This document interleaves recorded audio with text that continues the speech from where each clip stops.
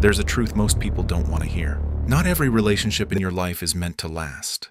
And sometimes, the very person you're trying hardest to hold on to is the one God is trying to remove. That sounds harsh, almost unloving, because we're taught to fight for relationships, to be loyal, to never give up on people. But here's what most people miss.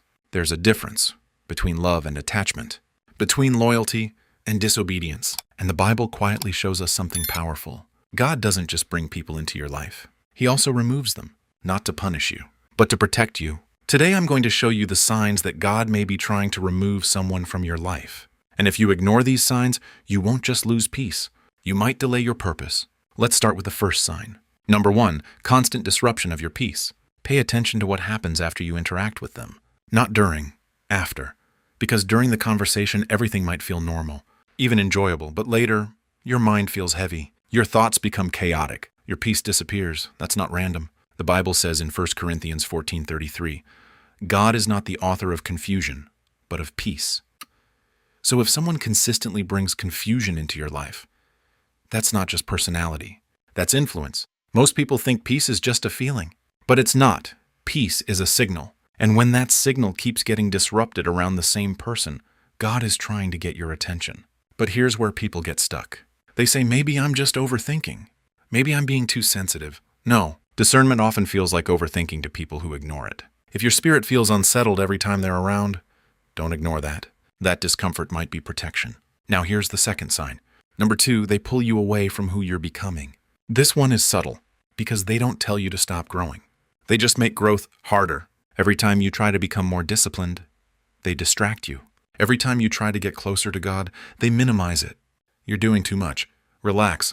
It's not that serious. It sounds harmless, but it's not. 1 Corinthians 15:33 says, bad company corrupts good character. Not might corrupt, not could corrupt, corrupts. Slowly, quietly, over time. And here's what makes this dangerous. They don't drag you backward. They just stop you from moving forward. And if you stay in that environment long enough, you won't even realize you've stopped growing. But here's what most people miss. God is always moving you towards something. And anyone who consistently pulls you away from that direction becomes a blockage. Not because they're evil, but because they're not aligned with where you're going. And sometimes God removes people not because they're bad, but because they're no longer right for your next level.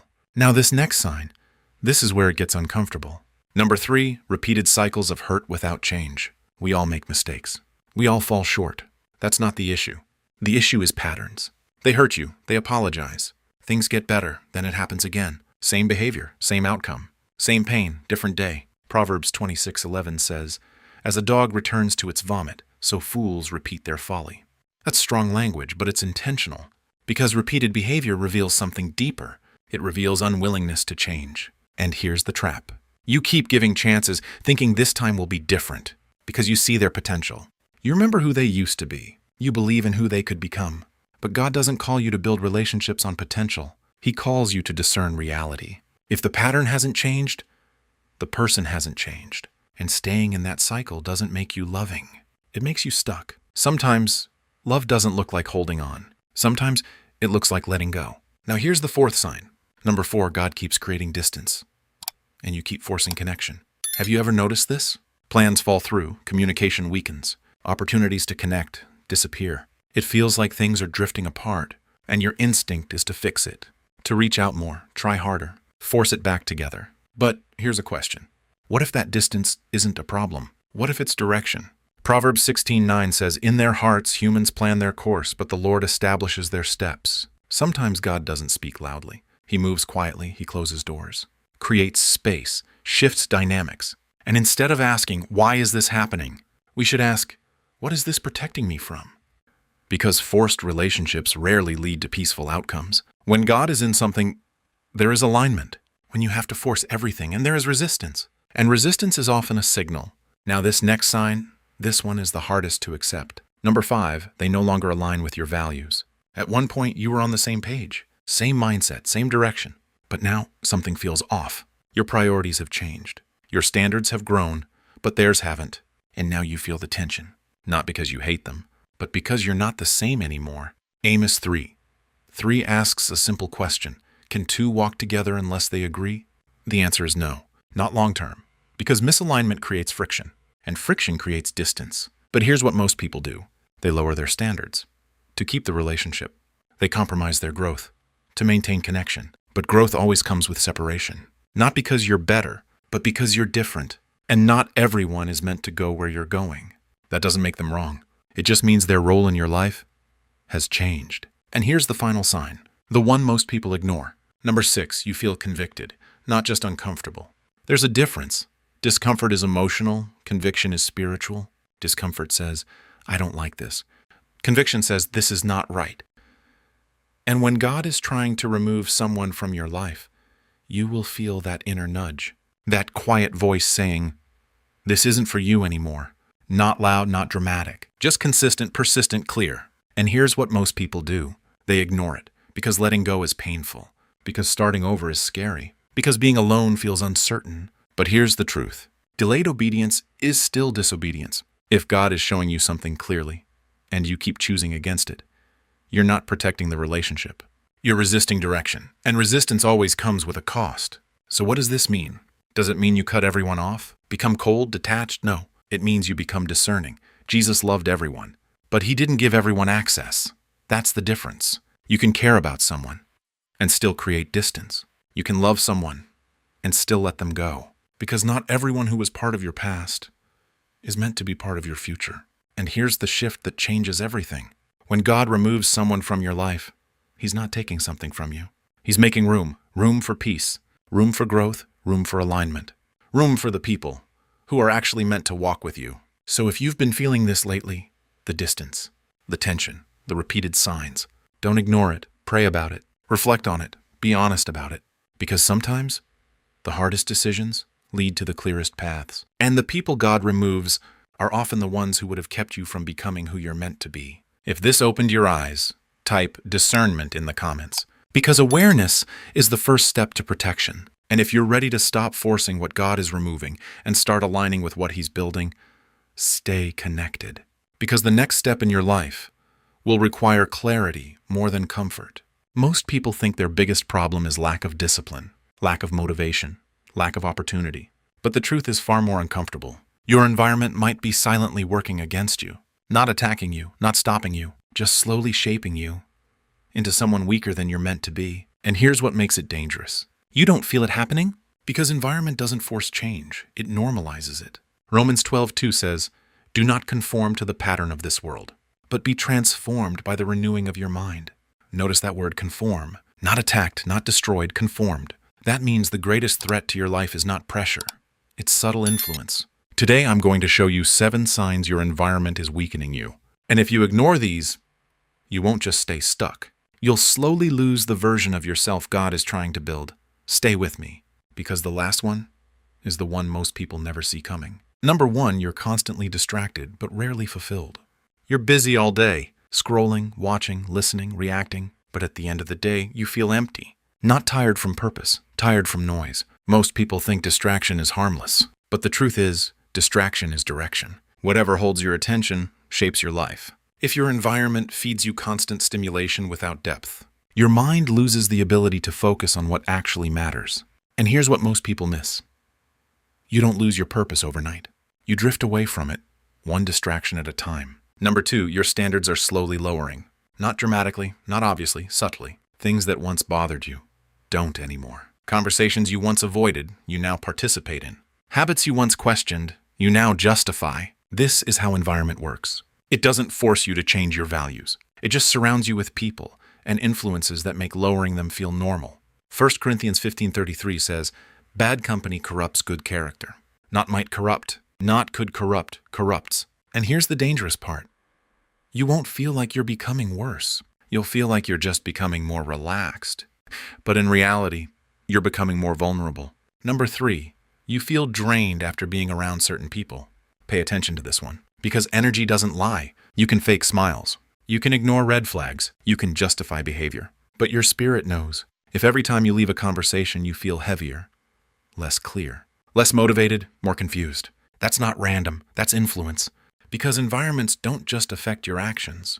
They affect your internal state. And here's what most people miss. You don't need people to attack you to weaken you. They just need access. Number 4, you're losing clarity about who you are. This one is subtle, but powerful. You start second-guessing things you were once sure about. Your boundaries feel unclear. Your decisions feel shaky. Your identity feels flexible. At first, it feels like growth, like you're keeping an open mind. But there's a difference between growth when in confusion. James 1:8 says, "A double-minded person is unstable in all their ways." When your environment constantly feeds you mixed signals, your mind becomes divided. And a divided mind cannot move with power. Number 5, you feel pressure to fit in rather than stand firm. You don't want conflict. You don't want tension. You don't want to seem different, so you adjust, not completely, just enough to blend in. And here's the trap. You tell yourself it's not a big deal. But every time you shrink your convictions to match your environment, you weaken your identity. Romans 12:2 doesn't say, try not to conform too much. It says, do not conform. Because God knows something we often ignore. What you tolerate repeatedly, you eventually become. Number 6, your growth has slowed, but you can't explain why. You're not doing anything obviously wrong. You're still trying, still showing up, still thinking about improving. But nothing is moving. You feel stuck. This is one of the clearest signs your environment is limiting you. Because growth isn't just about effort, it's about exposure. If you're surrounded by low standards, low discipline, low thinking, your growth has a ceiling. And here's what most people miss. You can't build a strong life in a weak environment. Eventually, the environment wins. Number 7, you feel comfortable, but not aligned. This is the most dangerous one, because comfort feels safe. Everything is familiar, predictable, easy, but deep down, something feels off. You know you're capable of more. You feel called to more, but your environment keeps you small. And here's the truth most people avoid. Comfort is not always a blessing. Sometimes it's a cage, because growth requires friction, challenge, stretching. If your environment never challenges you, it's not protecting you, it's limiting you. So what does all this mean? Does it mean you cut everyone off? Change everything overnight? Run away from your life? No, it means you become aware. Because awareness is the beginning of transformation. Romans 12:2 doesn't just say, do not conform. It gives the solution. Be transformed by the renewing of your mind. That means you don't just escape bad environments. You build internal strength, so you're no longer shaped by them. But here's the key most people miss. You cannot renew your mind while constantly feeding it the same environment that weakened it in the first place. Something has to change. Your inputs, your circle, your boundaries. Because your life will always move in the direction of your environment. Let me leave you with this. You are not weak, but you can be weakened. Not by force, not by failure, but by influence. And the moment you recognize that, you stop blaming yourself for everything, and you start taking responsibility for what you allow around you. Because the version of you that God is building requires a different environment. Stronger, clearer, more intentional. So here's the question. Which of these signs did you recognize in your life? Don't overthink it. Just type one word in the comments, aware. Because awareness is where change begins. And once you see it, you can't unsee it. There's a question in the Bible that most people read, and then move past too quickly. Galatians 1:10 says, am I now trying to win the approval of human beings or of God? And that sounds simple. But if you sit with it for even a moment, it becomes uncomfortable, because most people don't realize this. You can believe in God, pray to God, talk about God, and still be living your entire life for people. Not intentionally, not consciously, but quietly. And the most dangerous part? It doesn't feel wrong at first. It feels like being kind, being respectful, being accepted.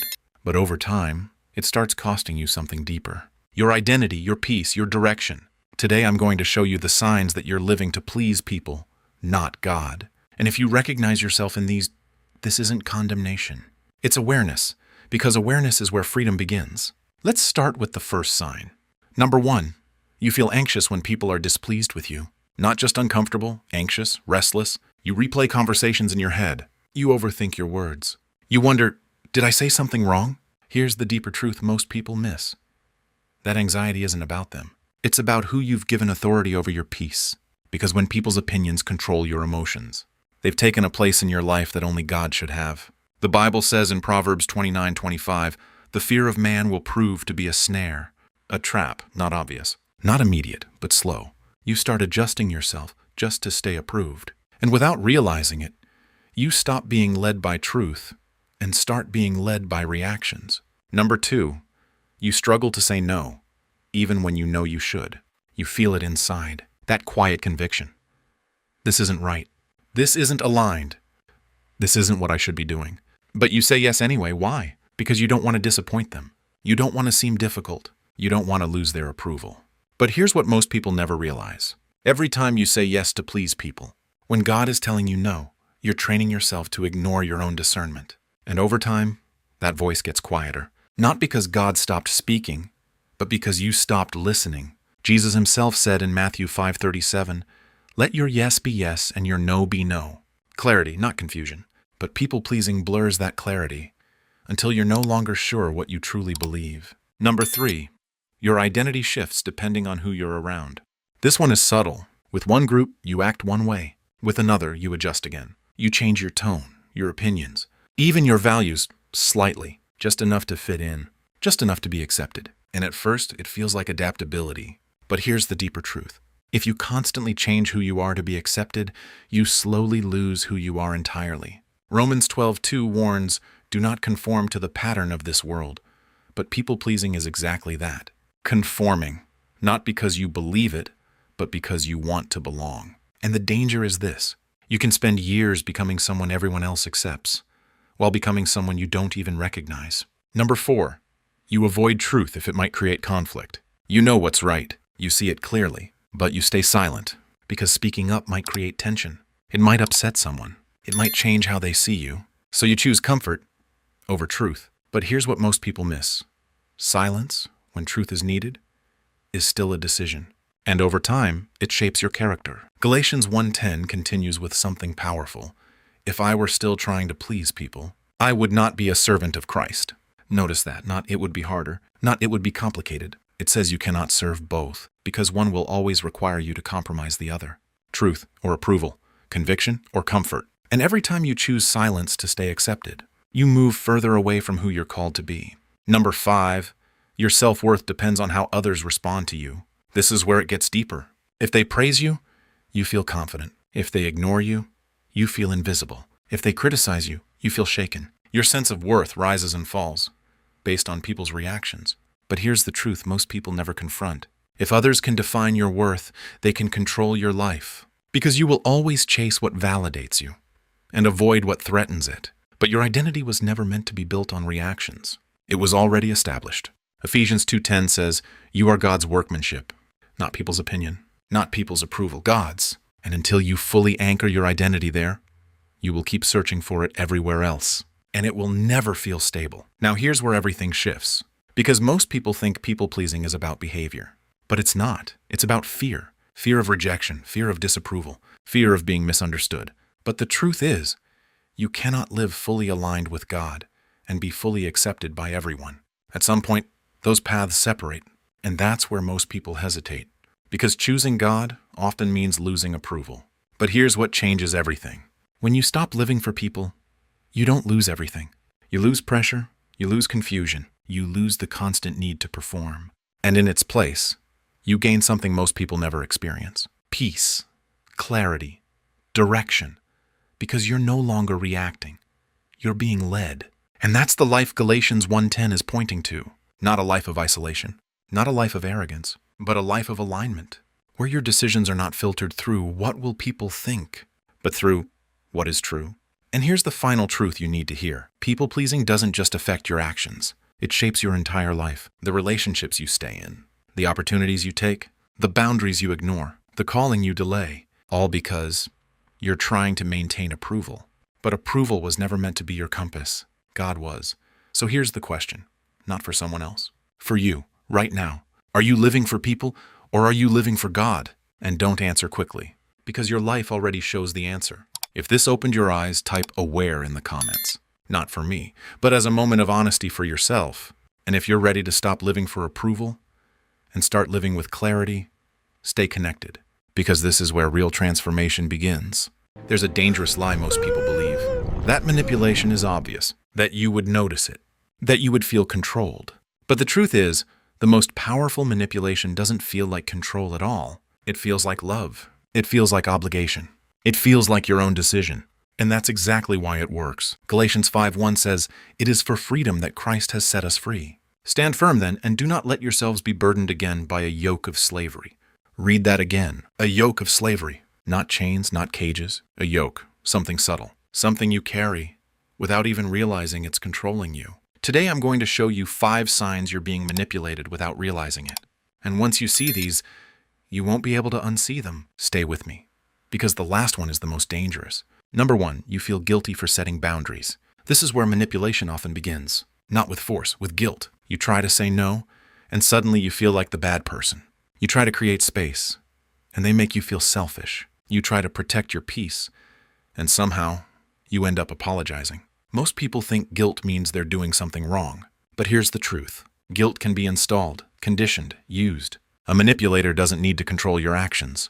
If they can control how you feel about your actions, they don't say, you have to do this. They say things like, I just thought you cared. After everything I've done for you, I guess I'm not important to you anymore. And now you're not choosing freely. You're reacting emotionally. That's not love. That's pressure disguised as vulnerability. And here's what most people miss. Real love respects boundaries. Manipulation punishes them. If every time you say no, you feel worse instead of respected, you're not in a healthy dynamic. You're in a controlled one. Number 2, you constantly second-guess yourself. This one is subtle and extremely dangerous because it doesn't just affect your decisions, it affects your identity. You start questioning things you used to be sure about. Your instincts feel unreliable. Your clarity starts fading. And slowly, you begin depending on them to tell you what's right. This is not accidental. It's psychological. Most people think confusion comes from within, but often it's introduced from the outside. Through contradiction, through gaslighting, through subtle dismissal of your reality. You say, that hurt me. They respond, you're overreacting. You say, that didn't feel right. They say, you're imagining things. And over time, your confidence erodes, not all at once, but slowly, quietly, until you don't trust your own thoughts anymore.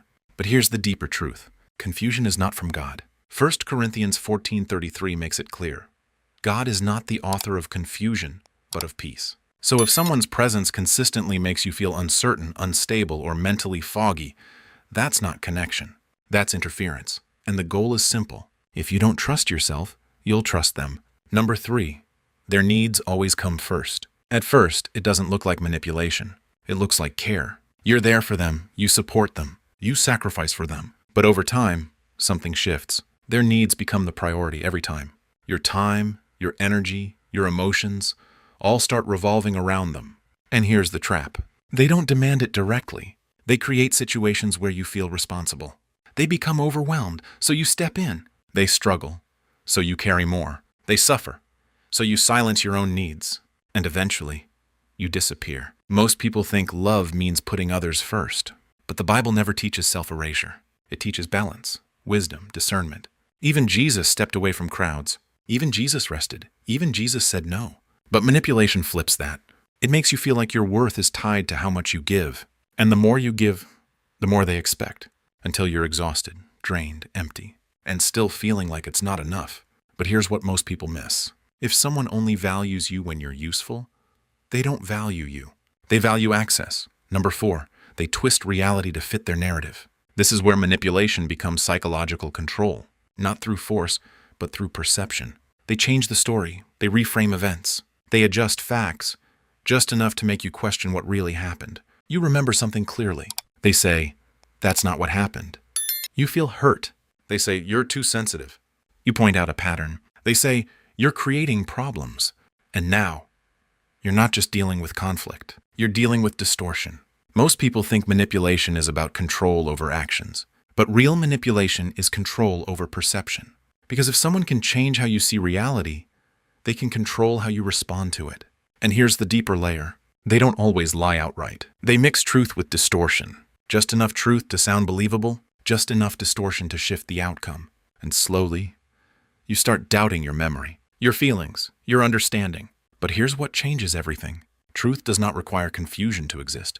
Truth brings clarity. So if every conversation leaves you more confused than before, you're not being communicated with. You're being managed. Number 5, you feel drained after being around them. This is the sign most people ignore. Because it's not logical, it's emotional. You spend time with them, and afterward, you feel tired, heavy, unclear, not physically. Internally, your energy drops, your peace disappears.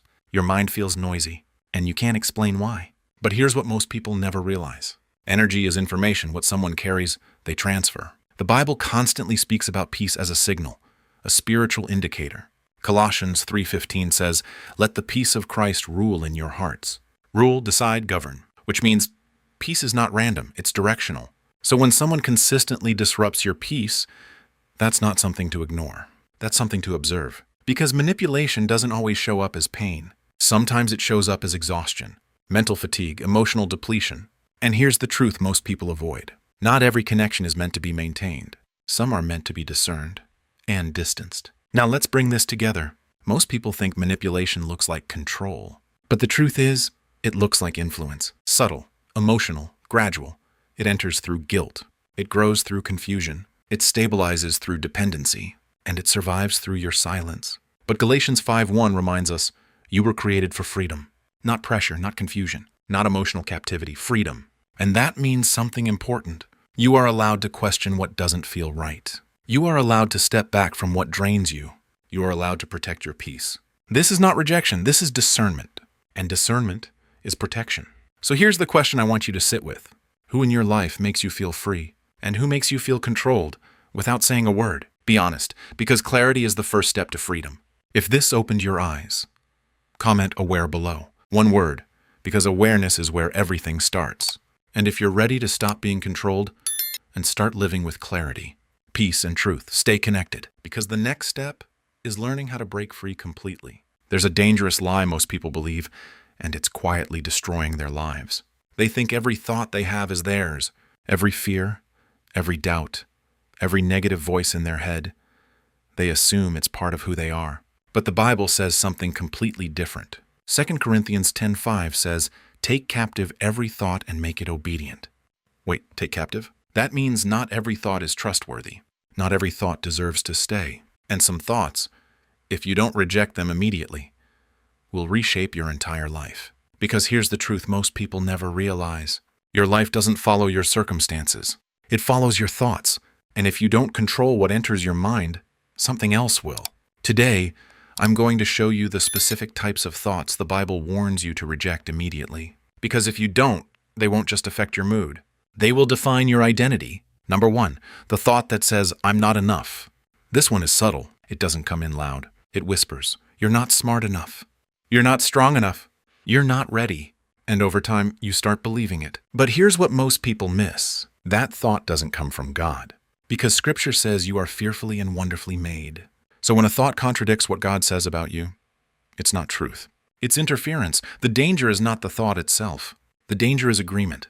Because the moment you agree with "I'm not enough," you start shrinking your actions to match it. You stop trying. You stop stepping forward. You start living below your calling. That's why this thought must be rejected immediately. Not managed, not analyzed, rejected. Number 2, the thought that says nothing will change. This one feels logical. It's based on your past. You've tried before. It didn't work. It's always been this way. So your mind concludes it always will be. But here's the truth. This thought traps you in cycles. Because if you believe nothing will change, you stop doing the things that create change. The Bible constantly speaks about renewal, transformation, new beginnings. But you cannot experience a new life with an old belief system. Most people think they're stuck because of their situation. But the truth is, they're stuck because of their expectations. You cannot move toward a future you don't believe is possible. So when your mind says nothing will change, recognize it and reject it immediately. Number 3, the thought that magnifies fear. Fear is powerful, but not because it's real, because it feels real. What if this fails? What if I lose everything? What if it goes wrong? And suddenly your mind starts creating scenarios that haven't even happened. But here's what most people don't realize. Fear is imagination in the wrong direction. It's your mind using creativity against you. The Bible says, God has not given us a spirit of fear. So if fear is not from God, why are you treating it like guidance? Fear doesn't protect your future. It limits it. The more you entertain it, the smaller your life becomes. That's why fear must be interrupted early, before it becomes belief. Because once fear becomes belief, it becomes behavior. And behavior shapes destiny. Number 4, the thought that compares you to others. This one is everywhere. You see someone succeeding, and instantly your mind says, "You're behind. You should be further. They're better than you." And without realizing it, you start measuring your life using someone else's timeline. But here's the deeper truth. Comparison destroys clarity. Because the moment you focus on someone else's path, you lose sight of your own. The Bible never tells you to compare your calling. It tells you to walk your path.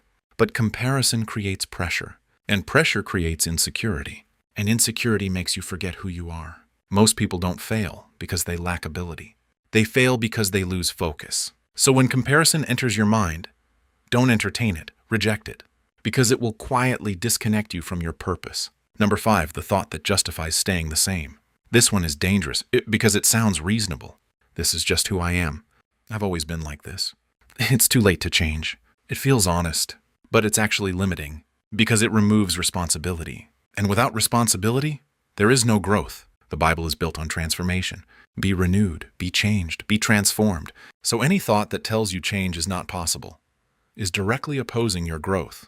But here's what most people miss. Change doesn't feel natural. It feels uncomfortable. So your mind tries to protect you by keeping you the same. But staying the same is what's keeping you stuck. That's why this thought must be challenged immediately, because if you accept it, you stop evolving. Number 6, the thought that accuses you constantly.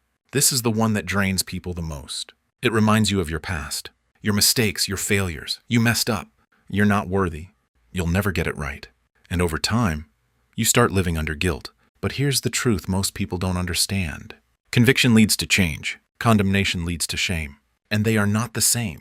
The Bible says there is no condemnation for those in Christ. So if a thought is constantly accusing, not correcting, not guiding, but attacking, it is not from God. Because God corrects to restore, not to destroy. But if you keep listening to accusing thoughts, you will start punishing yourself for things God already forgave. And that keeps you stuck in a version of yourself that no longer exists. So when that voice appears, you don't debate it. You don't entertain it. You reject it immediately. Now here's the part most people miss. You don't win the battle of the mind by removing thoughts. You win by replacing them, because your mind cannot stay empty. If you remove fear, but don't replace it with truth, fear will return, stronger. That's why 2 Corinthians 10:5 doesn't just say, take thoughts captive. It says, make them obedient. That means you replace lies with truth, fear with faith, doubt with identity. This is not passive, this is discipline. Because every day, you are either training your mind or your mind is training you. And over time, that training becomes your reality. So here's the shift. You are not your thoughts. You are the one who chooses which thoughts stay. And that changes everything. Because once you realize that, you stop believing everything you think. You start questioning it, filtering it, controlling it. And that's where freedom begins. Because the most dangerous place to live is inside a mind you don't control. So let me ask you something. What thoughts have you been accepting that you should have rejected? The doubt, the fear, the comparison, the guilt? Because awareness is the first step, but action is what changes your life. So if this opened your eyes, I want you to do something simple. Type the word control in the comments. Not for me, but as a decision. A declaration that from this moment forward, you will no longer let every thought stay. You will choose, you will filter, you will take control. Because your mind is not just a place where thoughts happen. It's a battlefield. And what you allow to stay will decide who you become.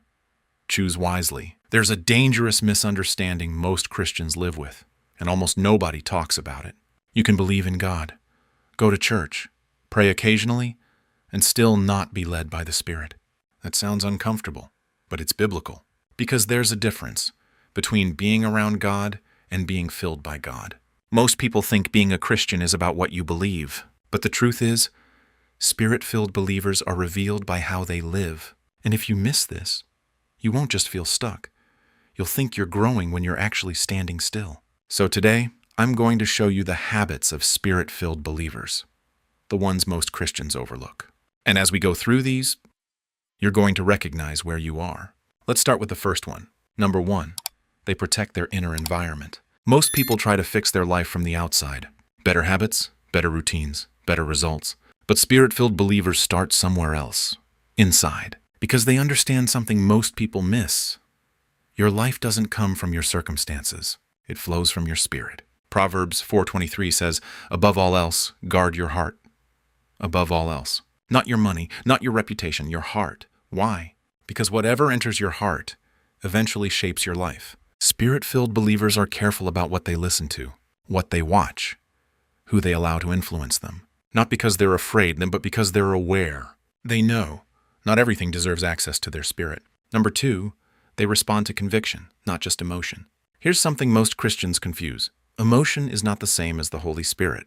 You can feel inspired, moved, even emotional during worship, and still ignore conviction. But Spirit-filled believers don't just feel God. They follow Him. When they feel that quiet correction, that inner nudge, they don't ignore it. They adjust. Because here's the truth most people avoid. Growth doesn't come from comfort. It comes from correction. And conviction is God's way of guiding you without forcing you. Most people feel it, then scroll past it. Spirit-filled believers feel it and obey. Number 3, they choose discipline over feelings. This is where most people fall off. Because feelings are easy, discipline is not. Most Christians wait until they feel like praying, feel like reading the Bible, feel like changing. But Spirit-filled believers understand something deeper. Feelings change, but obedience builds. 1 Timothy 4:7 says, "Discipline yourself for the purpose of godliness." Discipline, not convenience. They pray when it's quiet. They read when it feels dry. They stay consistent when nothing feels exciting. Because they know the Spirit doesn't grow in emotional moments. It grows in consistent ones. Number 4, they value peace over noise. Have you ever noticed? Some people are always surrounded by chaos, drama, confusion, noise, and others, even in difficult situations, carry peace. That's not personality, that's alignment. Spirit-filled believers are not led by pressure. They are led by peace. Colossians 3:15 says, "Let the peace of Christ rule in your hearts." That means peace decides. If something removes their peace, they don't ignore it. They pause, they discern. Because here's what most people miss. God doesn't lead through confusion. He leads through clarity. Number 5, they don't give everyone access to their spirit. This one is hard, but it's necessary. Most people think being loving means being available to everyone. But that's not what Jesus did. He loved everyone. But He didn't give everyone access. Spirit-filled believers understand access is influence. And influence shapes direction. So they are careful with relationships, careful with conversations, careful with energy. Not because they're cold, but because they're wise. Because not every connection builds you. Some slowly drain you. And discernment is protection. Number 6, they move even when they don't feel ready. Here's one of the biggest myths in the Christian life. I'll move when I'm ready. But the Bible never teaches readiness, it teaches faith. 2 Corinthians 5:7 says, "We walk by faith, not by sight." Faith means moving without full clarity. Spirit-filled believers don't wait for perfect confidence. They move with quiet trust, even when they're unsure, even when it's uncomfortable. Because they know God doesn't reveal the whole path. He reveals the next step. And most people stay stuck, not because they lack direction, but because they're waiting for certainty. Number 7, they are constantly renewing their mind. Most people try to change their life without changing how they think. But that never works, because your life will always follow your mindset. Romans 12:2 says, "Be transformed by the renewing of your mind."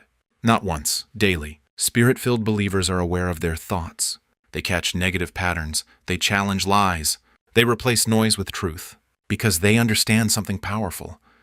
Your mind is the battlefield, and what wins there shows up everywhere else. Now here's the part most people don't expect. None of these habits are dramatic. There's no spotlight, no applause, no instant results, just quiet consistency, daily choices, small alignments, invisible growth. And that's why most people miss it. They're looking for big moments, while God is building them through small ones. So let's bring this together. Spirit-filled believers guard their heart, respond to conviction, choose discipline, follow peace, limit access, move in faith, renew their mind. Not perfectly, but consistently. And over time, that consistency becomes clarity. That clarity becomes direction. That direction becomes transformation. So here's the question you need to ask yourself. Not, do I believe in God?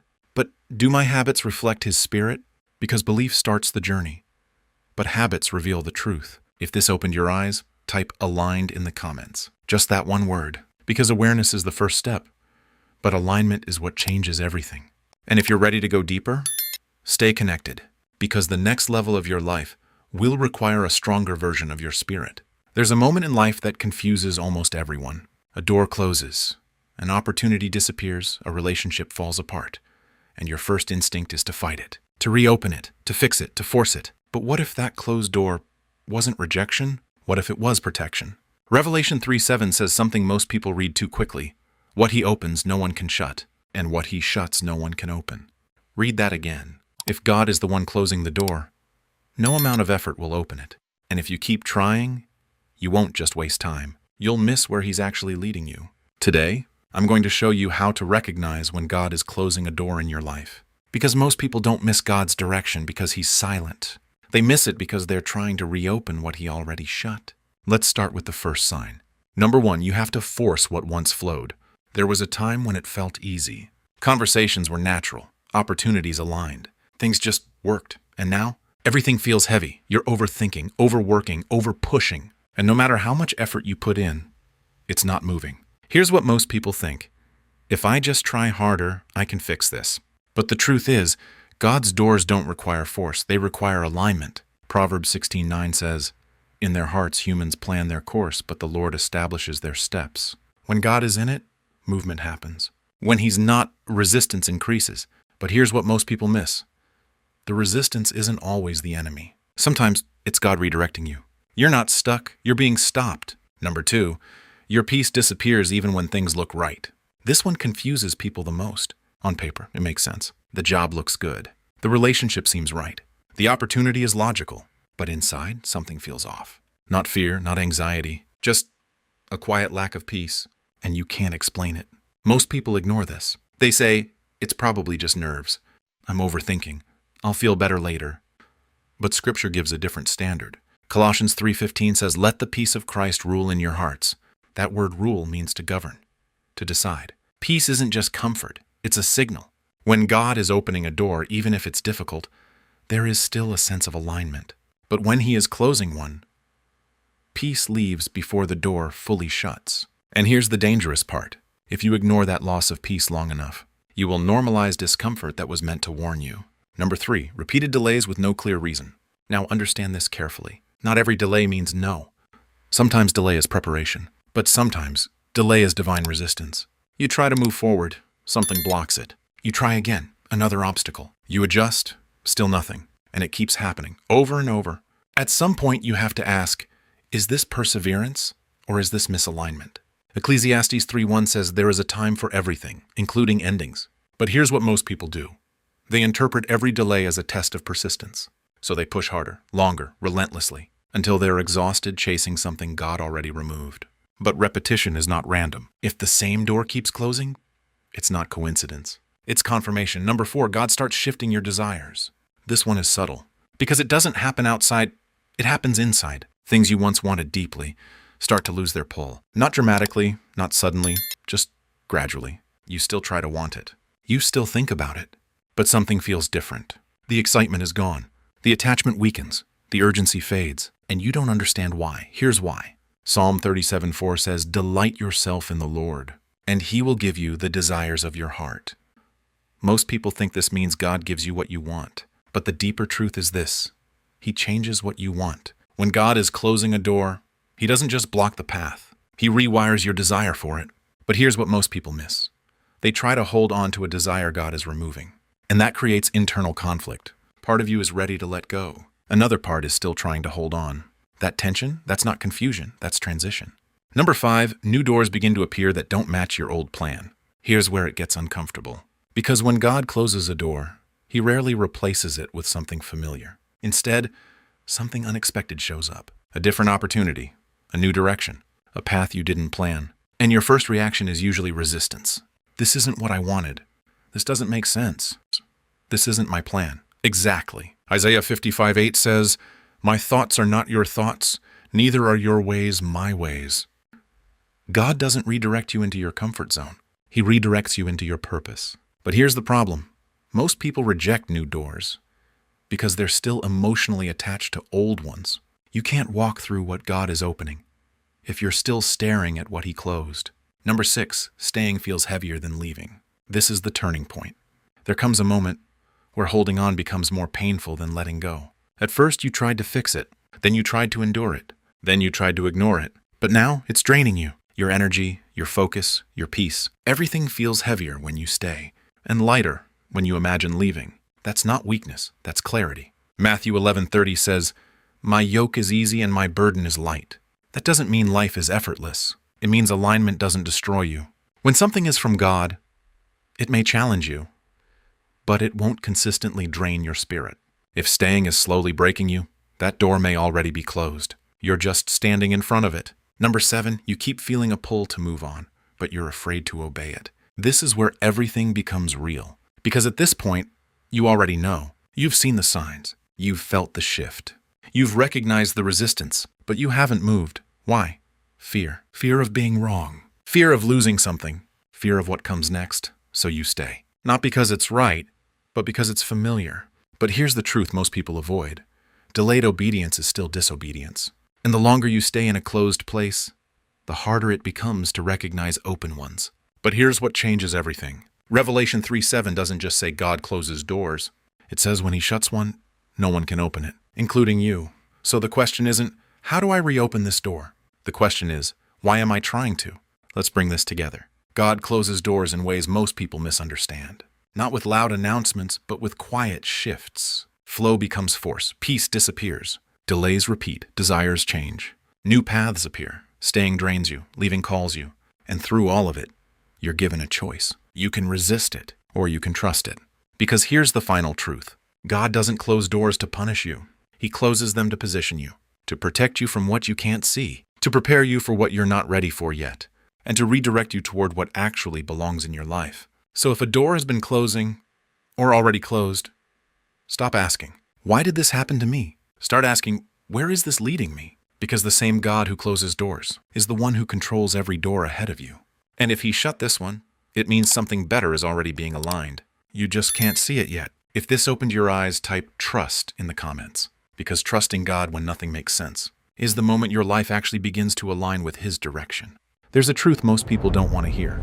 Not everyone in your life is meant to stay. That sounds harsh, almost unloving, because we've been taught something different. Forgive everyone, help everyone, keep the peace at all costs. But here's what most people miss. Peace is not something you keep by holding on to everyone. Peace is something you protect by letting the wrong people go. And the Bible doesn't whisper this truth. It states it clearly. Bad company corrupts good character. 1 Corinthians 15:33, not might corrupt. Not could corrupt, corrupts. That means the people around you are not neutral. They are either building your peace or slowly destroying it. So today I'm going to show you the types of people you must avoid if you want to protect your peace, your mind, and your purpose. And stay with me, because the last one is the one most people hold on to the longest and regret the most. Number 1, the constant complainer. This person always has something wrong. Life is unfair. People are against them. Nothing ever works out. At first you feel compassion. You listen. You try to encourage them.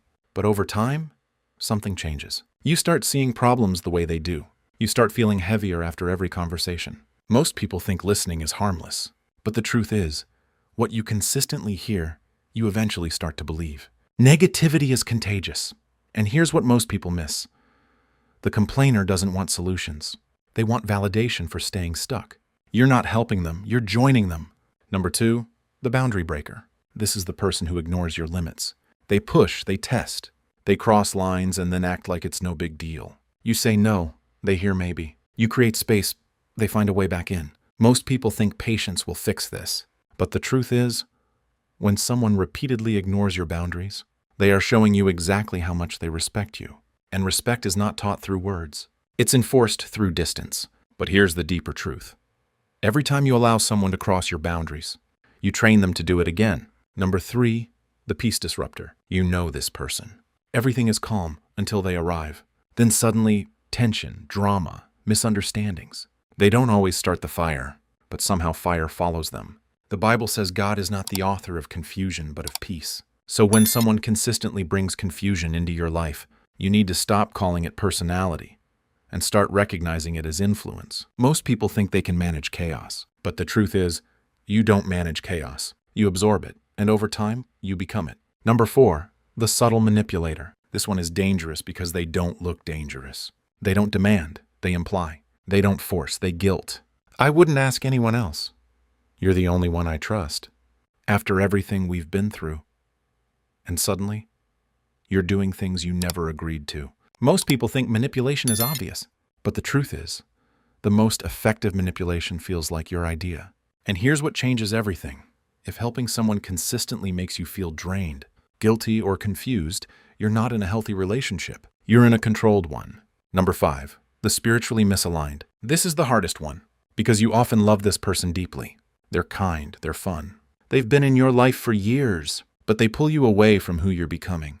Not aggressively, subtly. You try to grow, they tell you to relax. You try to change, they remind you of your old self. You try to move forward, they keep you comfortable. Most people think loyalty means staying the same. But the truth is, growth requires separation.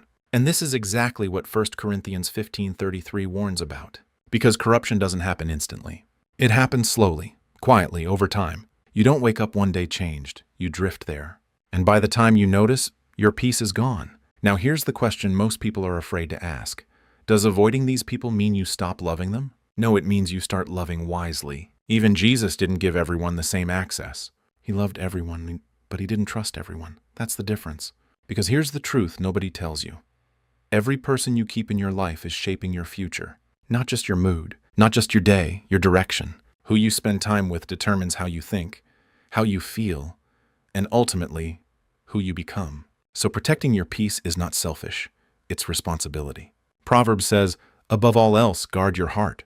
Above all else. Not after everything else, above it. Because everything you do flows from it. Your decisions, your relationships, your future. So if your peace is constantly disturbed, it's not random. It's connected to what and who you're allowing access. And here's the final truth. You don't lose people when you choose peace. You reveal who was never aligned with it in the first place. So be honest with yourself. Who in your life drains your peace? Who brings confusion instead of clarity? Who pulls you away from who you're trying to become? You already know. You've felt it. Now it's time to act on it. Because the life you're asking God for requires a version of you that is no longer surrounded by what's been holding you back. If this opened your eyes, type peace in the comments. And if you're ready to protect your energy, your mind, and your purpose, stay connected. Because the next level of your life will demand a higher level of discernment. Choose wisely. There's a dangerous assumption most people live with. They think if God is warning them, it will be obvious. Loud, dramatic, impossible to miss. But the truth is, God rarely shouts. He whispers. And because of that, most people don't miss God's warnings because he's silent. They miss them because they're distracted. Right now in your life, there may already be signs. Subtle shifts, quiet discomfort, repeating patterns. And if you ignore them, it doesn't just delay your life. It can redirect it in the wrong direction entirely. So today I'm going to show you the signs God is warning you. And the last one is the one most people never recognize until it's too late. Let's start with the first sign. Number 1, a loss of peace you can't explain. Not stress, not pressure. Not a bad day, this is different. Everything on the outside may look fine, but inside, something feels off, heavy, unsettled, quietly wrong. Most people ignore this feeling. They distract themselves, they rationalize it. They say, I'm just overthinking. But here's what most people miss. Peace is not just a feeling, it's a signal. Colossians 3:15 says, let the peace of Christ rule in your hearts. That word rule means to decide, to govern, which means when peace leaves, something is wrong. God doesn't always send a voice. Sometimes he removes peace. And if you feel that inner resistance, that quiet discomfort that won't go away, don't ignore it. It might be a warning. Number 2, doors keep closing no matter how hard you try. You push, you plan, you do everything right. And still, it doesn't work. At first, it feels like failure, like something is wrong with you. But what if it's not failure? What if it's protection? Proverbs 16:9 says, in their hearts humans plan their course, but the Lord establishes their steps. Here's the truth most people don't want to accept. Not every closed door is a loss. Some doors close because God sees what you can't. You're trying to walk into something that will drain you, break you, or delay your purpose. So he blocks it, not to punish you, but to redirect you. If something keeps falling apart, even when you're doing everything you can, stop asking, why is this happening to me? Start asking, what is this protecting me from? Number 3, repeated patterns of the same problem. Same type of relationship, same type of conflict, same outcome over and over again. Different people, different situations, but the same result. Most people blame others. They say, I just attract the wrong people. But here's what most people miss. Repetition is not coincidence, it's instruction. God will allow a lesson to repeat until you learn what it's trying to teach you. Ecclesiastes 3:1 says, there is a time for everything.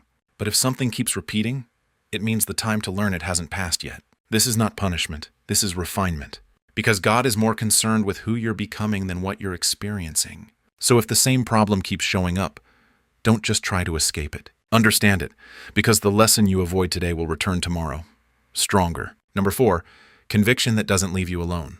This one is powerful and uncomfortable. You know something is wrong, Not because someone told you, not because you got caught, but because deep down you feel it. A quiet voice, a constant nudge, telling you, this isn't right. Most people silence it. They justify, they delay. They say, it's not that serious. But here's the truth. Conviction is not condemnation, it's direction. John 16:8 explains that the Spirit convicts, not to shame you, but to guide you. If God wanted to punish you, He wouldn't warn you. The fact that you feel conviction means He's trying to pull you back before damage happens. But here's what most people miss. The longer you ignore conviction, the quieter it becomes, until one day when it's gone. And that's when real danger begins. Number 5, you feel pulled away from certain people or environments. No fight, no big reason. Just a quiet shift. You don't feel aligned anymore. Conversations feel different. Energy feels off. And you can't fully explain why. So you stay, out of loyalty, out of comfort, out of fear of change. But here's what most people miss. Not every disconnection is loss. Some are elevation. 1 Corinthians 15:33 says, bad company corrupts good character. Notice, it doesn't say might. It says corrupts, slowly, subtly, over time. God will often warn you by changing how you feel around certain people. Not because they're evil, but because they're not aligned with where you're going. And if you ignore that shift, you don't just stay the same. You get pulled backwards. Number 6, confusion replaces clarity. God brings clarity, not chaos, not constant confusion. 1 Corinthians 14:33 says, for God is not the author of confusion, but of peace. So if your life starts to feel unclear, if decisions feel foggy, if everything feels scattered, pay attention. Because confusion is often a sign you've stepped outside of alignment. Most people try to solve confusion with more thinking, more planning, more control. But clarity doesn't come from control. It comes from alignment. Sometimes the warning isn't loud. It's the absence of clarity. And the solution isn't to force answers, it's to realign your direction. Number 7, you feel a strong inner resistance before making a decision. You're about to say yes, about to move forward, about to commit. And something inside you says, wait. Not fear, not anxiety, but resistance, stillness, a pause you can't ignore. Most people override it because it doesn't make logical sense, because everything looks good on paper. But here's what most people miss. God doesn't always guide through logic. Sometimes He guides through restraint. Isaiah 30:21 says, whether you turn to the right or to the left, your ears will hear a voice behind you saying, this is the way, walk in it. But that voice doesn't always say go. Sometimes it says don't, and that don't can save you years of regret. Now here's the part that changes everything. God's warnings are not there to scare you. They're there to protect you, but protection only works if you listen. Because ignoring a warning doesn't stop the consequence. It just delays your awareness of it. So let's bring this together. Loss of peace, closed doors, repeated patterns, conviction, disconnection, confusion, inner resistance. These are not random. They are signals, guidance, correction, direction. And here's the truth most people never realize. God doesn't force you to listen. He invites you. You can ignore every sign, push through every warning, silence every nudge, and still move forward. But not every path forward is the right one. So here's the question. What has God been trying to show you that you've been ignoring? Don't answer that quickly. Sit with it. Because clarity begins the moment you stop running from it. If this opened your eyes, type aware in the comments. Not for me, for you. As a decision that you're going to start paying attention. Because the difference between a life of confusion and a life of purpose is not luck. It's awareness, and once you see the signs, you can't unsee them.